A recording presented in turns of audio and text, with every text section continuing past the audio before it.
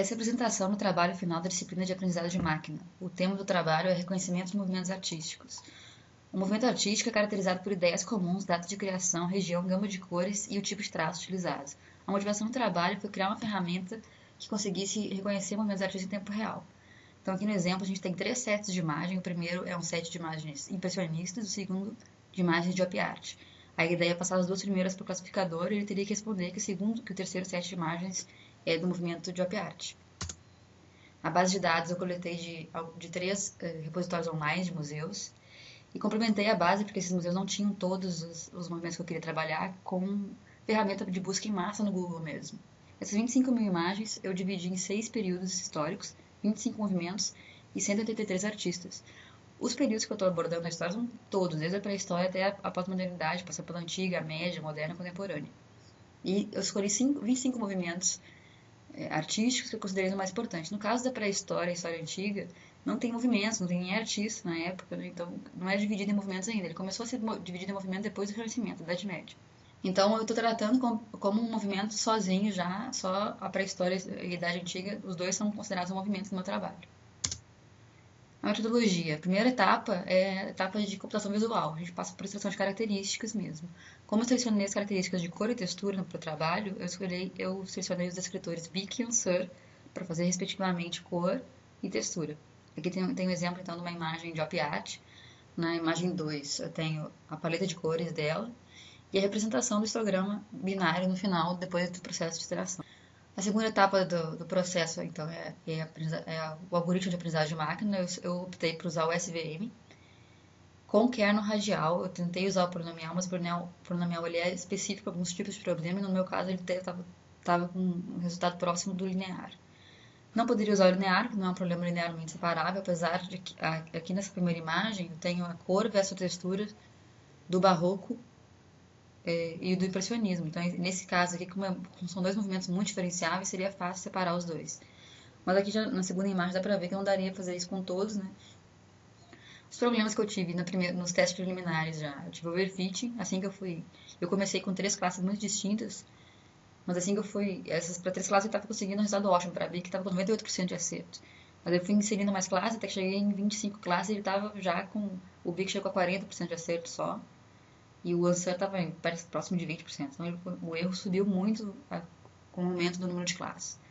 Um dos fatores disso é a similaridade entre as classes, né, que é o exemplo do futurismo com o cubismo, que nem o humano consegue diferenciar algumas amostras. E o terceiro problema é o ruído, porque o processo manual para eliminar, para selecionar as imagens, além de. Ele é muito falho, não tem como garantir 100% que não vai vir sujeira junto.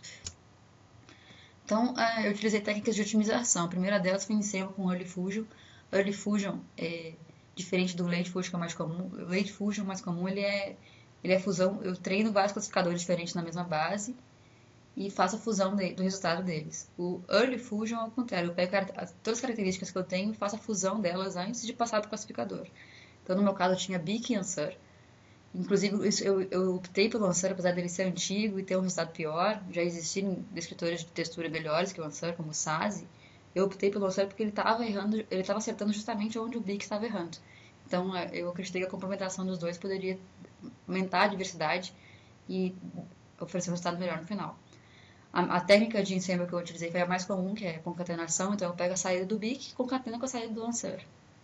Eu gerei esse aqui que eu estou chamando de trabalho de mix, que aí eu faço o treino em cima do histograma mix, não só mais do histograma Bic e do Ansur separados. A segunda técnica foi Bootstrap Aggregation. Eu dividi o conjunto de treino em 6 subconjuntos com amostras repetidas. Inclusive tem alguns casos que eu repito mais, porque eu tenho menos amostras por movimento. Então deu um total de 160 amostras por movimento, totalizando 4.000 amostras por subconjunto. Em 5 desses subconjuntos eu extraí só o Bic e treinei os classificadores todos SVM em cima dos histogramas de Bic. No sexto subconjunto que sobrou, eu extraí 2 vezes, extraí o Ansur dele e extraí também o mix dele, o Bic com o Ansur. No final eu acabei utilizando só o mix, porque o Ansur não estava dando um resultado muito legal. Aí o processo de classificação, depois que eu faço o treino para todos eles, primeiro eu pergunto para os 5 classificadores com BIC qual é a resposta e conto o número de votos, faço uma votação. Se der empate, eu dou um peso maior para os classificadores que tiveram maior acurácia. Depois disso, eu avalio o grau de confiança, ou seja, quantos votos o vencedor, a classe vencedora obteve. Apenas se ele tiver mais, a confiança dele for maior que 2, que eu utilizo a resposta do BIC. Se ele tiver uma confiança menor que 2, ou seja, só dois, no máximo 2 classificadores deram voto para o vencedor, eu estou assumindo que é um tipo de amostra que é difícil para o BIC classificar, e provavelmente o answer vai ter acertado ela. Então eu ignoro a resposta da votação dos meus 5 conjuntos e passo a utilizar o answer. Na verdade, eu estou na resposta do mix mesmo. O último tipo o método de otimização que eu utilizei foi o grid search, que é muito comum.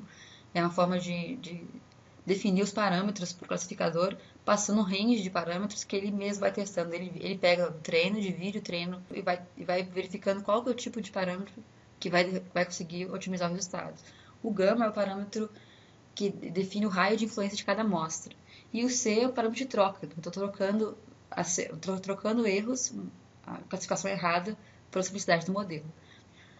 Análise experimental. Aqui eu tenho, então, 3 classes, 10 amostras de cada classe. A primeira imagem é um ground truth, como deveria ser a resposta se todos os classificadores dessem o voto na classe correta. Aqui na segunda imagem, então, eu tenho o primeiro estágio, que é do Bootstrap Aggregation, que eu faço a votação entre os classificadores que utilizaram o BIC. Ele consegue já montar mais ou menos um padrão aqui próximo do ground truth, mas ele está com muitos votos, algumas classes, alguns movimentos eles confundem muito ainda. E aqui na terceira imagem já é, então, quando eu substituo as votações com confiança baixa pela votação do mix, que é o answer com BIC.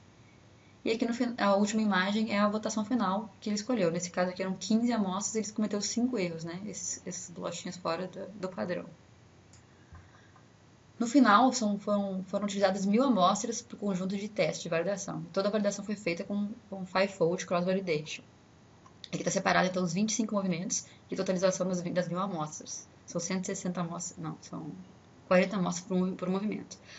Aqui no gráfico a gente tem os 3 principais, né? O answer sozinho, o classificador com o answer sozinho, utilizando five-fold validation também, o BIC sozinho, e a última votação, que é a votação já depois da votação com o BIC e a substituição pelo answer. Para algumas classes, ele teve uma melhora muito grande. No caso da pré-história, sozinho eu vi que estava conseguindo pouco, né? Perto de 50% de acerto, o answer estava conseguindo muito pouco. Só a votação entre os classificadores com o BIC já melhorou ele muito. E aí, afinal, substituindo pelos errados, pelo answer, ele conseguiu chegar a 100% de acerto. Em compensação, tiveram algumas classes que foram muito ruins, mesmo utilizando as técnicas de otimização. O dadaísmo, por exemplo, ele conseguiu, o final ficou o mesmo resultado do BIC, porque ele não acertou nenhuma com o answer. Então não teve como melhorar nada. E o resultado da votação também não melhorou. Então ele não teve nenhuma melhora. O surrealismo também ficou bem ruim, ele teve um pouco de melhora só com a votação, mas ele ficou bem baixo também, né? Esses movimentos que ficaram muito abaixo são movimentos que, na verdade, eles são caracterizados não só por cor e textura, mas são caracterizados principalmente por o objeto que é retratado. No caso do surrealismo, são as formas, né? O significado do objeto. O surrealismo e o simbolismo, eles se parecem muito, eles têm muitas características próximas de outros movimentos, mas é justamente o significado das obras que diferencia eles. Então, as conclusões principais. Os movimentos com maior acurácia foram a pré-história, o barroco, o realismo, pop art, op art, que tiveram uma acurácia acima de 80%. Movimentos com pior acurácia foram o impressionismo, que confundiu muito com o pós-impressionismo, o neoimpressionismo, o futurismo, que eu mostrei inclusive antes, que o gráfico era ele é muito próximo de cubismo e de expressionismo, o dadaísmo e o surrealismo. Em geral, a acurácia foi baixa, foi um pouco superior, né? Foi 64%, foi um pouco acima de 50%, mas para alguns movimentos, principalmente por causa dos movimentos que foram muito ruins, né? Para alguns movimentos ele teve um resultado muito surpreendente. Possibilidade de melhoria são muitas, né? Mas a principal delas é extração de características locais, utilizando pontos de interesse, utilizar descritores como o Surf e o Sift, que são muito mais sofisticados, são mais pesados, mas daria para usar técnicas como Cascade para tentar só usar para amostras difíceis esses tipos de descritores. E essas são referências. Obrigada.